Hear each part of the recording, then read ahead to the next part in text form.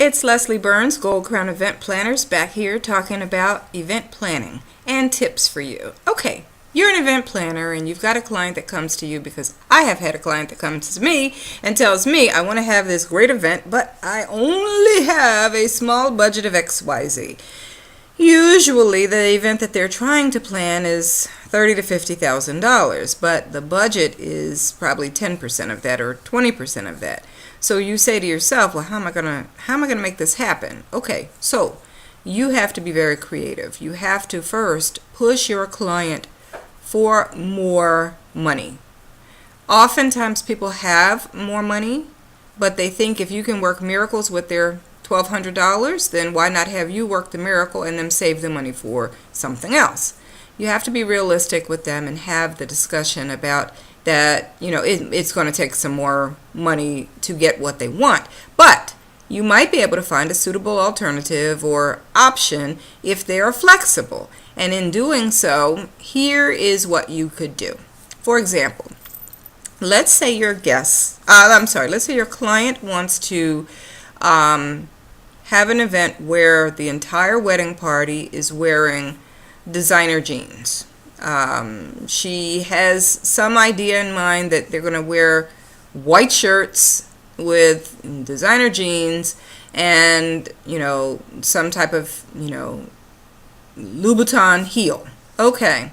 And the men are going to wear, let's say they're going to wear red shoes to match these Louboutins, and they are going to also be in designer wear.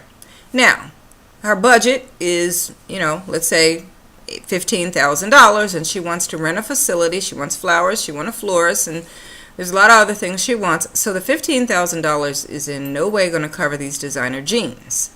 Okay, here's what you would suggest. One of the many things that you could suggest. You could suggest that instead of wearing designer jeans, that they go for the new trend of refurbishing and recycling, and they go to like a place like Plato's Closet or to the local thrift shop, and they get jeans that are similar in style to the designer ones that she had picked out, and they wear those. That would be a cost-cutting measure. And instead of now paying $1,800 a pair for the jeans, they have paid $80 for all 7 pairs of jeans that they're going to need, or however many they did need. So that's an option to assist the client in getting what they want as far as visually, but saving that money without driving you and them to the brink of madness. Okay, so in essence, you have assisted them in suggesting alternatives.